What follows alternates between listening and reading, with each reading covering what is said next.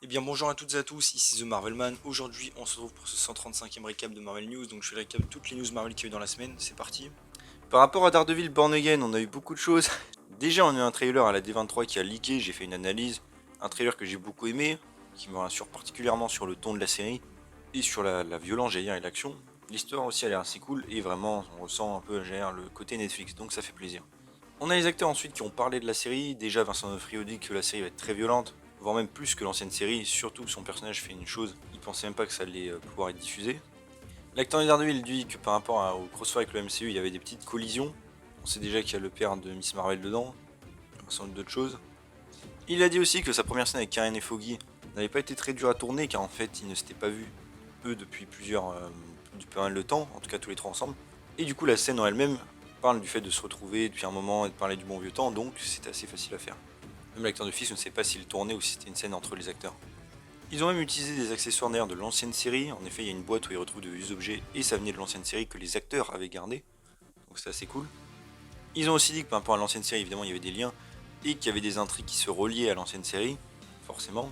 Alors ça pareil, on le savait, hein, c'était prévu depuis le tout début de Born Again, pas que depuis le reboot de la série, mais bon.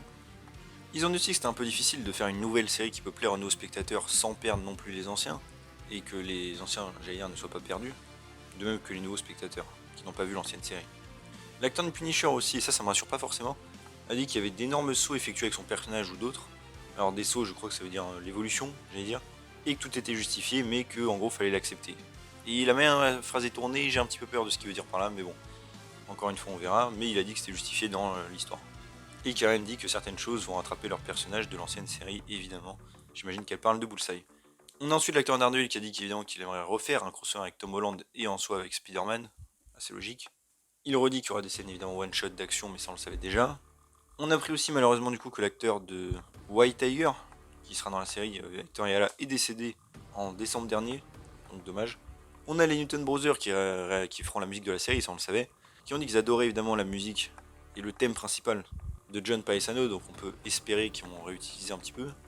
Et mis à part ça, plus en rumeur, que le personnage de Muse introduit une dynamique intéressante avec les justiciers et que ça aura des conséquences, et aussi que pour le street level en général, ils aimeraient vraiment utiliser la MAGA dans le MCU, qui est une organisation criminelle qui existe déjà d'ailleurs dans le MCU dans Agent Carter. Ensuite, on va continuer avec l'ancienne série Marvel par rapport à Luke Cage. L'acteur a encore dit évidemment qu'il aimerait revenir. Il adorait s'il trouvait une histoire, un moyen de le ramener et que ce soit intéressant. Et il est très content évidemment pour Daredevil, Charlie Cox. Ensuite, par rapport à Agent of Shield, on a aussi quelques petites news par rapport à la série, plus ou moins. Et évidemment de la désinformation, donc on va tout réexpliquer ici comme d'habitude, cette série c'est celle qui en souffle le plus. On a donc le nouveau gérant de Marvel Television, Brad Winderbone, qui parle beaucoup d'ailleurs, c'est assez cool. On a un média qui lui a dit que, maintenant avec la saga du multivers, Agent of Shield pourrait revenir. Bon évidemment, il n'y a aucun rapport avec le multivers pour amener Agent of Shield, puisque je rappelle que ça se passe dans la timeline principale du MCU. Ce n'est pas un débat, ça a été dit par Kevin Feige depuis le début. Mais bref, voilà. Et donc, à cette question posée, le producteur dit d'ailleurs qu'il a trouvé que la série était excellente. Il adore les acteurs et même les personnages, enfin bref. Et surtout, ce qu'il avait adoré, c'est à quel point c'était connecté au MCU. Le fait en particulier, évidemment, le twist que Hydra a pris possession du Shield. Donc voilà, on a le producteur qui redit évidemment que ça fait partie du MCU, ça m'a fait assez rigoler. Et il a ensuite ajouté que donc, selon leurs questions aux médias, oui, évidemment, il pourrait revenir dans la saga du multivers sans aucun problème. Juste évidemment, bon, en gros, plus ou moins, peut-être, pourquoi pas. Ça veut pas dire forcément oui. Mais donc, la désinformation, c'était que beaucoup de gens ont dit que le producteur a dit, vu qu'on est dans le multivers, ils peuvent revenir. Non, il n'a jamais dit ça. Il a dit, selon la question de Screen Rant qui était dans la saga du multivers, oui, ils peuvent revenir. Mais que c'était connecté au MCU, donc en vrai, voilà. Donc ça m'a fait plutôt rire, je veux dire pour les non-canonneurs. Et en plus, on a Marvel qui a mis à jour certaines timelines dans leur truc officiel en ligne. C'était le truc qu'ils avaient mis après les guidebooks, où ils notent toutes les terres parallèles, officielles. Et ils ont nommé du coup la timeline alternative où la Graviton détruit la Terre, dans la saison 5 d'Agent of Shield. Et ils précisent bien donc dans ce truc-là que les agents reviennent dans la Terre du MCU, Terre 99999. Donc ils sont toujours partis de la timeline. Ça m'a fait rigoler, deux confirmations de Marvel que la série évidemment est toujours canon. Et mis à part ça aussi, on a un leaker qui a dit que pour un retour à l'heure actuelle c'était peu probable. Bon, c'est vrai que vu la saga actuelle, c'est logique. Vite fait pour She-Hulk, on a eu un nouveau concept art. On va lui faire un câlin avec Hulk et l'abomination. Bon, évidemment, c'est ridicule, bien content que ça ne soit pas dans la série. Ensuite, par rapport à Captain America Brave New World, à la D23, ils ont remontré le trailer qui était déjà montré à la Comic Con qu'on n'avait pas vu, mais cette fois-ci il a leaké, donc c'est assez cool. Et on peut voir du coup un bon aperçu, j'allais dire, de Red Hulk. Il y a une CGI absolument horrible, une animation de jeu vidéo. Alors oui, évidemment, le film n'est pas terminé. Après, s'ils l'ont montré dans un trailer, c'est que c'est pas très loin d'être terminé. Mais bon, espérons que ce soit amélioré. On a appris que la musique sera faite par Laura Karpman qui s'est occupée de The Marvels. Ensuite, plus par rapport au leader, un truc un petit peu inquiétant, c'est qu'un leaker a dit que un des personnages de Hulk présent dans ce film serait conclu dans ce film. Sachant que le général Ross évidemment va revenir dans les autres films, on le sait déjà plus ou moins, et que la copine de Hulk, Betty Ross, sera réintroduite et teasée pour la suite, ça laisse que le leader évidemment qui sera conclu. Et évidemment je n'espère pas car il n'aura jamais croisé Hulk en tant qu'ennemi. Aussi que l'adamantium apparemment sera le truc le plus important contre Red Hulk, pourquoi pas. Et ensuite on a l'acteur du leader qui a parlé un petit peu, disant que ce qu'ils lui ont fait comme histoire ça demande un niveau de maturité, qu'il aurait pas pu jouer ça il y a 16 ans, bon j'ai un doute mais ok. Il était triste à l'époque de ne pas revenir dans la MCU mais maintenant il est content. Aussi que le film était le plus terre à terre de Marvel après Logan. Bon, pareil, j'ai un petit doute, j'espère, hein, mais voilà. Et on a aussi la rumeur, je case là, que Zemo, encore une fois, revienne bientôt, on pense pas où. Ensuite, par rapport à Thunderbolt, alors on n'avait rien eu de spécial à part une photo officielle, j'allais dire, à la D23 de Yelena. Mais après ça, on a donc un trailer qui a aussi leaké, qui venait de la Comic Con. J'ai fait une analyse, évidemment, si vous voulez en savoir plus sur la chaîne. Un trailer que j'ai trouvé plutôt sympathique et assez cool, même si je suis assez déçu, j'en ai déjà parlé, de surtout design des personnages et quelques blagues, mais après ça va. Ensuite, mauvaise nouvelle pour Eternals 2, même si pas, on le savait déjà plus ou moins. Variety redit qu'apparemment les plans pour une suite sont terminés, donc plus de suite prévue pour l'instant. Ça veut pas dire jamais, hein, mais bon, à l'heure actuelle c'est mort. Bien dommage, hein, c'est une seule intrigue du MCU qui m'intéressait vraiment. Encore une fois, de toute façon, j'allais dire, cette actualité symbolise bien l'état actuel du MCU. On nous propose du Eternals, du nouveau, du cosmique. Les gens n'en veulent pas, à la place on nous met Iron Man en méchant, bref. Vraiment dommage. Mais à part ça, on a aussi une rumeur qu'apparemment Marvel à un moment aurait réfléchi à faire une série animée sur Eternals, mais que c'était vraiment juste une idée comme ça. Pareil, pourquoi pas si ça peut nous permettre de nous donner une suite, mais le MCU à la base c'était quand même le principe de voir ces personnages-là en live action. C'est pour ça on regarde le MCU. Donc bon, dommage. Par rapport à Shang-Chi 2 ensuite, on a un leaker qui dit qu'une des intrigues potentielles du film soit une histoire entre le mandarin et un seigneur de guerre de la vraie histoire, Genghis Khan, et qu'ils ont une rivalité sur plusieurs générations, et que dans les comics d'ailleurs ça presse à créer un groupe, évidemment les Agents of Atlas, donc ça pourrait être logique. Et pareil, bon, à voir c'est ça, et je doute que ce soit ça, mais ce serait assez cool peut-être même comme moyen de ramener le mandarin dans l'histoire, qui était je trouve le seul bon point on va dire de Shang-Chi, mais bon, enfin vraiment bon je veux dire. Par rapport à Black Panther 3, un leaker redit que l'intrigue serait plus ou moins le petit T'Challa qui veut reprendre le trône à M'Baku, il le défie maintenant qu'il règne. Encore une fois, bon, pourquoi pas, mais ça ce sera dans très longtemps puisque l'enfant pour l'instant il est tout petit. Et même je vois pas pourquoi M'Baku sera un ennemi, mais bon. Ensuite, par rapport à Eyes of Wakanda, on a eu des informations.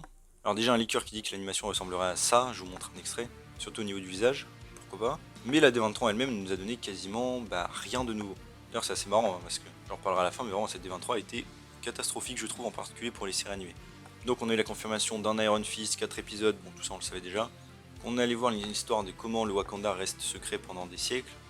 Et on a eu apparemment un clip qu'on n'a pas eu le droit de voir, et qu'on peut voir un personnage nommé Noni qui attaque des envahisseurs sur un bateau. Et aussi on a pour Wonder Man apparemment Damage Control qui serait présent dû au fait qu'un acteur est listé en tant qu'agent sur IMDB, bon on verra si c'est le cas. Ensuite par rapport à Ironheart, alors pareil à cette D23 on a eu quand même quelques trucs. D'ailleurs quasiment aucune info n'a été relayée par les médias, ce qui montre un petit peu l'intérêt de la série quand même, c'est assez triste. On a eu donc un trailer qui a leaké, j'en parlerai d'ailleurs en vidéo dédiée plus tard. Mais c'est un trailer que j'ai trouvé franchement pas très hypant du tout. Excepté les armures et les scènes en action que j'ai trouvé plutôt sympa, le reste franchement pour moi aucun intérêt pour l'instant. Mis à part ça on a les acteurs après qui ont parlé un petit peu, The Hood disant que son personnage était incroyable, qu'il allait avoir une bonne rivalité avec Riri Williams, que Ironheart elle, depuis Black Panther 2 s'est un petit peu calmée puisqu'elle a failli quand même déclencher une guerre, et qu'elle va surtout donc décider un peu de qu'est-ce qu'elle fait avec ses connaissances. Et elle retourne à Chicago. Aussi que tous les personnages du coup de cette série étaient vraiment un peu différents, avec tous des motivations intéressantes. J'ai envie de dire c'est comme la base, mais oui. Et on a appris aussi que The Hood du coup dans le MCU serait originaire de Chicago, et pas de New York comme dans le comics. J'ai envie de dire pourquoi pas vu le contexte de la série, après bon, dans les comics j'ai l'air c'est quand même New York son ADN, mais bon c'est pas très grave, c'est un changement qui peut être intéressant. Ensuite alors je le case là parce que je sais pas vraiment le caser, on a un leaker qui dit que le Sword reviendra dans le MCU à l'avenir. Je vais dire pourquoi pas parce qu'apparemment Vision rien. En plus c'était même plus cosmique. Ensuite par rapport à Agatha, on a eu de nouveaux trailers à la D23, donc un deuxième trailer et un TV spot. Encore une fois, que je trouve pas forcément très hypant, mais qui a au moins le mérite d'avoir une esthétique assez sympa, une ambiance qui a l'air assez unique. C'est déjà ça quand même. On a l'actrice qui redit qu'il y a très peu de CGI.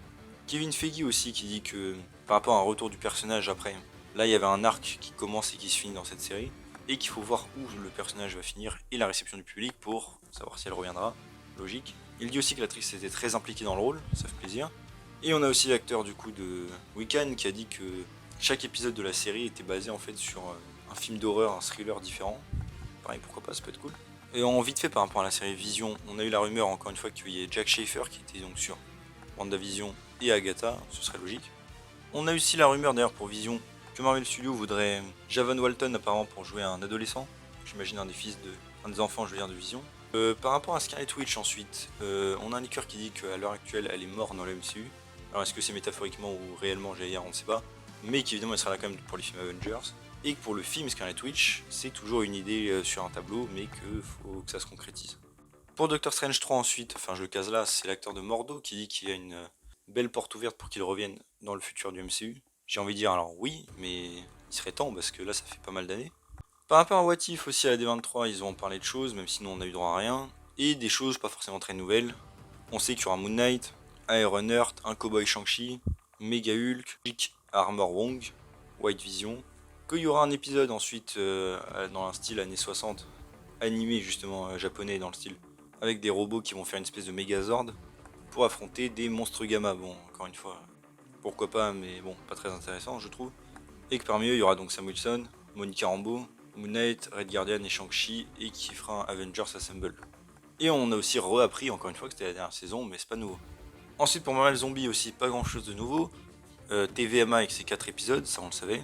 On peut voir apparemment un extrait où il y a le mandarin, Shang-Chi et Cathy qui affrontent des zombies. Shang-Chi se fait mordre, mais les 10 anneaux empêchent l'infection, le mandarin meurt, il y a un bond dans le temps de 5 ans, et on peut les voir ensuite s'entraîner pour affronter les zombies avec les 10 anneaux. Il y a aussi apparemment Death Dealer qui est là, et une ambiance à la Mad Max. Aussi les Skrulls, mais pareil, tout ça on le sait déjà. Jimmy Woo aussi. Ensuite on va passer à Avengers 5 et Secret Wars. Pas mal de rumeurs que je vais caser. Déjà au niveau de personnages. La rumeur que Ghost Rider de l'époque, Blade, Chris Evans, donc Captain America et Johnny Storm, Black Widow et Spider-Man, Tobey Maguire, est tous signés pour revenir. X-23 serait là aussi.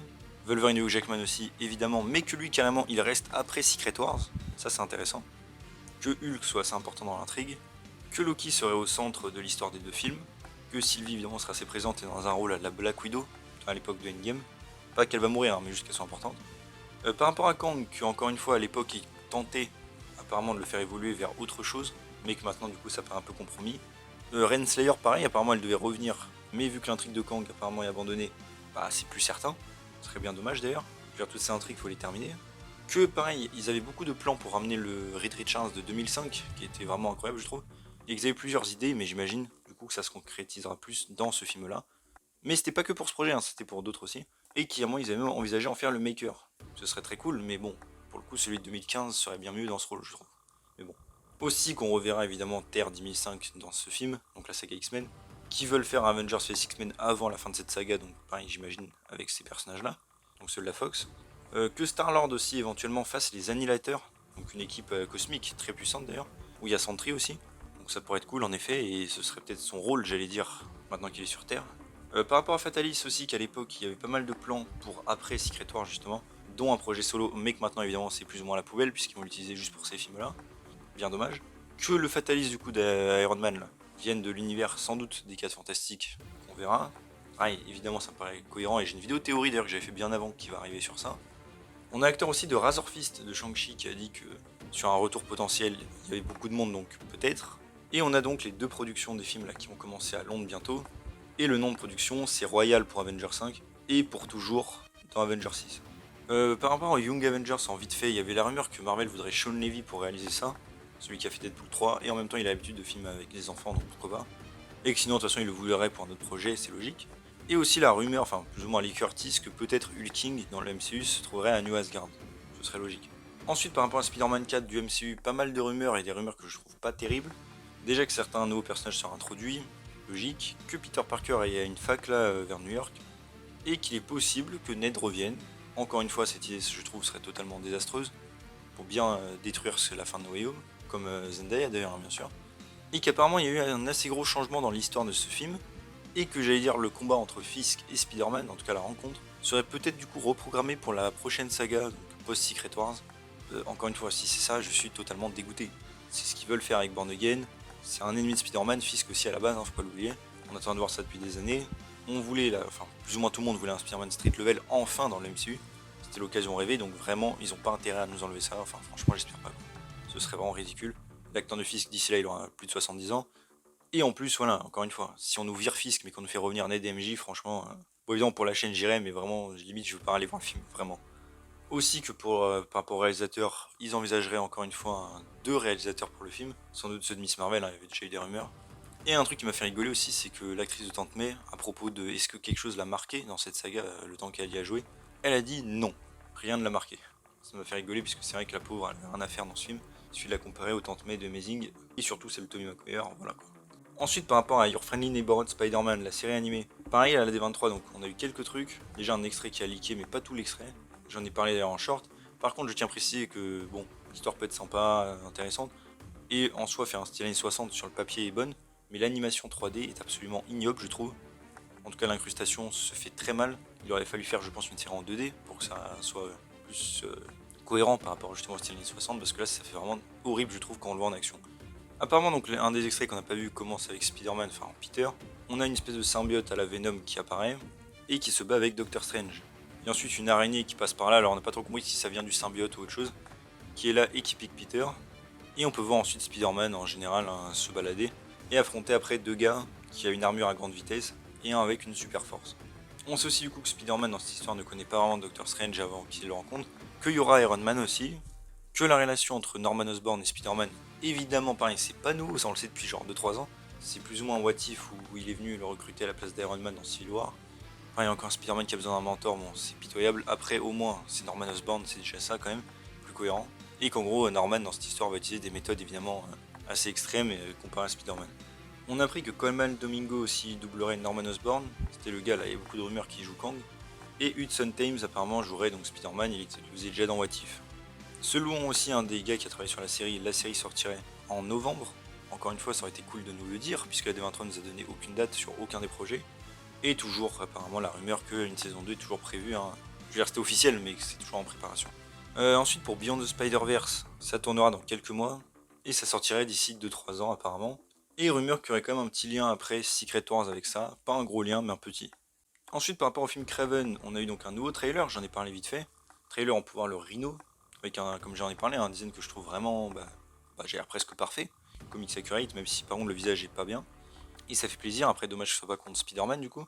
Parce que je rappelle, hein, la plupart des personnages qu'ils utilisent dans les films Sony, ou des films qui viennent d'anciens films Spider-Man, ne seront jamais dans le MCU. Kevin Feige, il en a déjà parlé, tout ça, donc voilà. Le Rhino, a priori, pareil, on peut faire une croix dessus.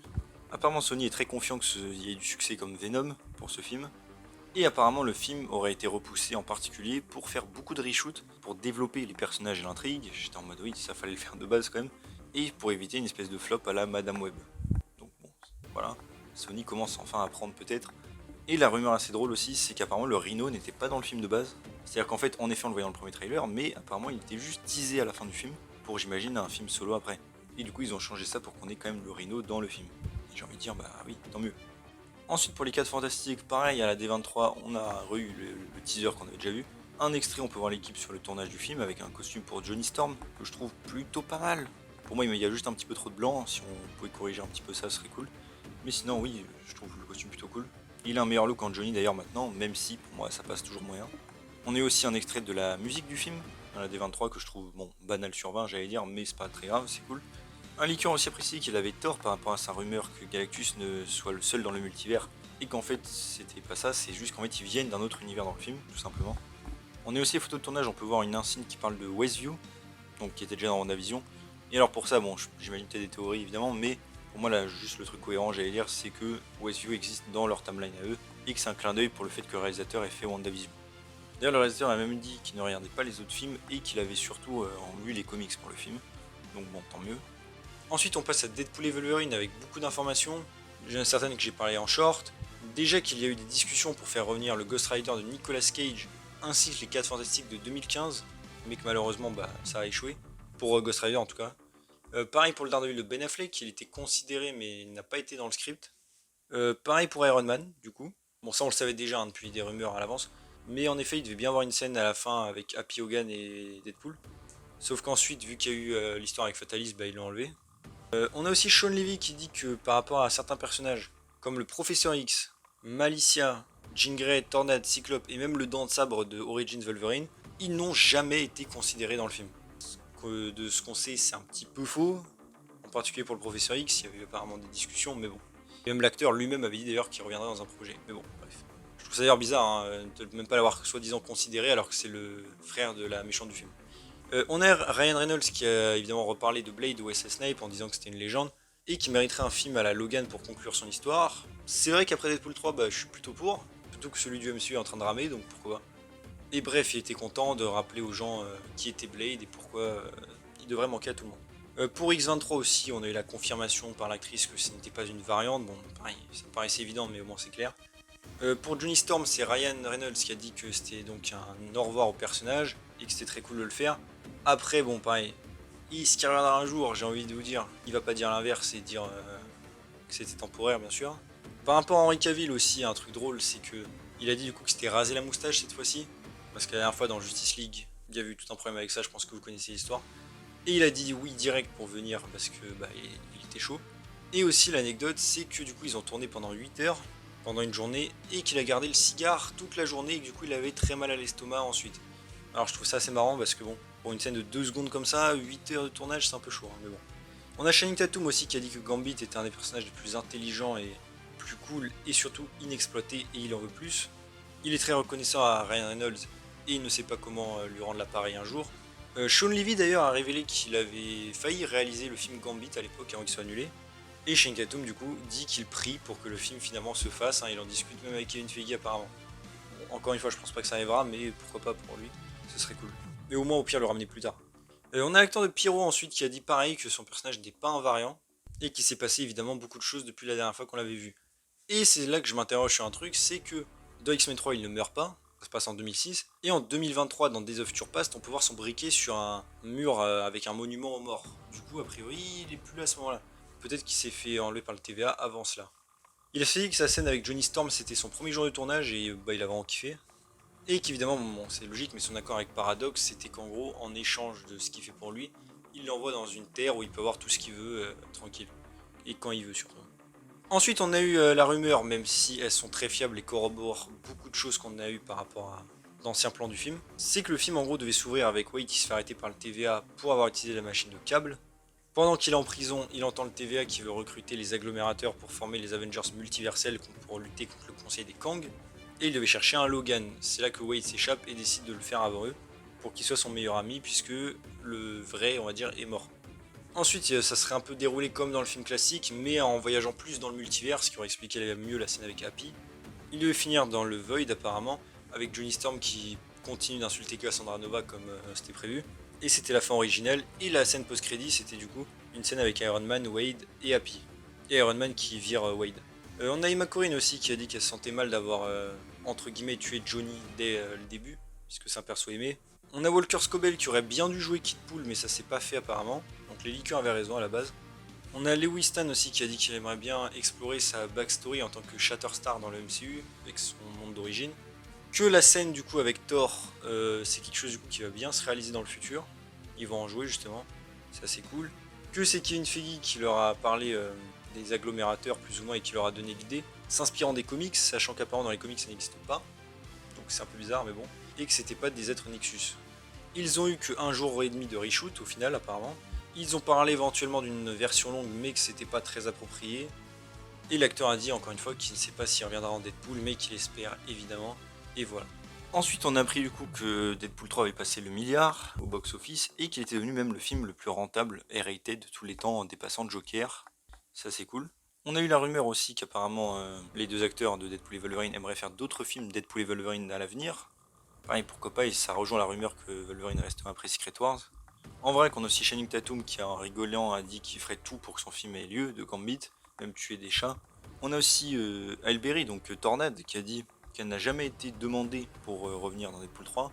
En fait, elle a dit juste qu'il y a la femme de Ryan Reynolds, Blake Lively, qui lui a dit si elle serait partante pour revenir dans le prochain film. Elle lui a dit oui, mais il faut que Ryan lui demande, et il ne lui a pas demandé, donc voilà. Bien dommage quand même. Et aussi on a l'actrice de Vanessa, donc la copine de Deadpool, qui a donné une anecdote sur le 2. C'est qu'ils avaient filmé une scène où elle était dans une espèce de truc dans l'eau qui était très profond. et que ça lui a endommagé les yeux de manière permanente dans la vraie vie. Et ce qui est marrant du coup, j'allais dire, c'est que cette scène n'est même pas dans le film. Et surtout, j'ai du mal à voir le contexte par rapport à Deadpool 2, mais bon. Ensuite, par rapport à X-Men 97, pareil, à la D23, on a pris 2-3 trucs. Déjà, les X-Men auront leur tenue de Grant Morrison, les tenues du coup, on va dire, de Dark Phoenix. Voilà. Que dans la saison 2, on aurait Apocalypse, Polaris, Mariko, du coup, et Danger, donc la salle des dangers quand elle prend vie. Et bon, ces personnages-là, c'est pas une surprise, hein, surtout Apocalypse et Polaris, ils étaient déjà dans l'ancienne série, donc voilà. Mais ça fait plaisir. Le producteur dit qu'il aimerait avoir plus de personnages dans la série plus tard. Et on a aussi commencé à avoir des informations sur Beau Desmayo, le scénariste de la saison 1. Vous savez qu'il s'est fait virer et on ne savait toujours pas pourquoi. Déjà, il n'a pas été invité au Emmy Award, et même son nom apparemment aurait été retiré des crédits de la saison 2, alors que c'est lui qui l'a écrite, hein, même s'il va être un peu modifié. Et du coup, l'acteur, enfin le scénariste n'était pas content et l'a fait savoir. Ce qui sur le papier est plutôt normal. Et apparemment Marvel aurait un peu riposté en disant qu'il y avait vraiment une bonne raison pour laquelle il l'avait viré, et qu'il y avait une enquête contre lui. Et on a eu apparemment certains détails. Bon, évidemment, je vous les partage, mais c'est un petit peu bizarre.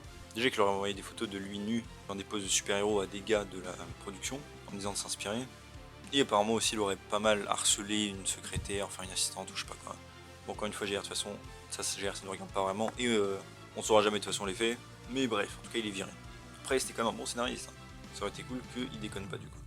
Et du coup aussi on avait la rumeur qu'apparemment ils auraient envisagé d'inclure Ramatut, donc un des variants de Kang, dans cette nouvelle saison. Mais pas sûr. Ensuite par rapport au film Blade, alors même si soi-disant il était maintenu à novembre 2025, il a été retiré du calendrier dans un truc de Bob Iger sur les sorties. Ça sent mauvais. Un leaker dit que le projet est dans un état de limbe actuellement, donc ça avance pas. Mais qu'à la base il devait être plus ou moins le Nick Fury du surnaturel du MCU, donc recruter tout le monde. Et un autre gars dit aussi que ça risque encore de changer d'équipe par rapport au film, donc scénariste, tout ça. Ensuite, très vite fait par rapport à Ghost Rider, apparemment Marvel réfléchirait toujours à la manière, enfin surtout quand ils vont le réintroduire, parce que techniquement il existe déjà, mais faire une nouvelle version. J'ai envie de leur dire, au pire, faites juste un projet sur lui, un personnage extrêmement populaire de Marvel, tout le monde l'attend. J'allais dire que ce soit un retour de Robbie Reyes, soit un nouveau, allez-y. Aussi par rapport à Black Knight, du coup joué par Kit Harington dans Eternals, il était censé prendre un rôle assez important au sein du MCU, hein, en même temps c'est assez logique, mais apparemment l'avenir est donc bien incertain, en particulier dû au fait que Blade n'arrête pas de changer d'intrigue. Il veut Eternals 2 annulé a priori, évidemment ça craint pour lui. Aussi par rapport au Power Pack, l'équipe Marvel, on a encore la rumeur d'une série animée en développement sur cette équipe. Encore une fois je vois pas trop l'intérêt à l'heure actuelle, surtout vu tous les autres trucs qu'on a. Et c'est marrant parce qu'en fait c'est un projet que Kevin Feige apparemment tient beaucoup. À la base il devait y avoir une série animée pour le. Enfin une série, je veux dire, live pour le MCU par Marvel TV à l'époque, qui du coup ne s'est pas fait et voilà. D'ailleurs pour l'animation en général, on a eu le producteur qui a dit que chaque projet justement avait un style d'animation différent et que c'était fait exprès, pour pas qu'ils aient juste un style et voilà, se diversifier un petit peu, pourquoi pas. Et la rumeur encore une fois que Marvel fasse un film plus tard animé. Ensuite, par rapport à un futur projet du MCU, alors il y a des gens qui sont un peu emballés. En effet, le 19 juillet donc 2024, il y a eu Marvel qui a enregistré une production qui s'appelle Calcutta Productions. Et des fois, les noms, vous savez, peuvent donner des indices sur le projet. Par exemple, pour Daredevil, c'était Out of Kitchen. Bref. Et Calcutta, c'était l'endroit où se cachait Hulk dans le premier film Avengers. Du coup, il y a des leakers qui ont commencé à faire genre, ah, c'est un film sur Hulk, tout ça. En fait, absolument pas. C'est pour ça que ça m'a fait rigoler. Le gars qui avait posté ce truc à l'origine dit que ça avait déjà été enregistré à l'époque en 2022, ce nom de projet, pour Avengers Kang Dynasty. Du coup, en fait, c'est plus une ref au film Avengers en général que autre chose. Pas pour Hulk, du coup. Bon, évidemment, c'est dommage, mais ce qui m'a fait juste rigoler, c'est quand je vois les leakers commencer à faire genre corroborer alors qu'ils savent rien du tout, ça m'a fait rire. On a aussi des rumeurs que pour le futur, après le possible soft reboot de Secret Wars, ils vont ramener certains personnages en les recastant, intégrer plus les personnages actifs actuellement dans la MCU, intégrer aussi les X-Men du coup et les 4 Fantastiques évidemment, c'est le seul moyen de toute façon de les avoir, et faire en sorte que tout soit nouveau et différent. Et aussi je le case en vrac, par rapport on va dire aux séries Disney Plus en général, que certaines saisons 2 de séries soient toujours d'actualité, potentiellement, et que d'autres non. J'imagine Moon Knight par exemple pour avoir une saison 2. Par rapport à un nouveau réalisateur dans le MCU, entre guillemets, on a en effet eu la rumeur que John Watts, donc réalisateur des anciens Spider-Man là, ait signé un gros deal avec Disney, et que c'est fort probable pour que ce soit avec Marvel. Mais pas Spider-Man, je précise quand même, bon, on est sauvé au moins pour ça, et voilà, à voir. Et aussi pour faire un hommage en mauvaise nouvelle, on a le décès de l'actrice Connie Chiu, qui jouait donc Zawahiri dans Black Panther 1 et 2, qui est donc décédée. Et voilà, c'est déjà tout pour ce 135e récap de Marvel News. J'espère que ça vous a plu. Si c'est le cas, n'hésitez pas à vous abonner, liker, commenter, partager, activer la cloche, à me suivre sur mes réseaux sociaux et mon Discord, en description. Et on se retrouve bientôt pour une nouvelle vidéo. Salut tout le monde.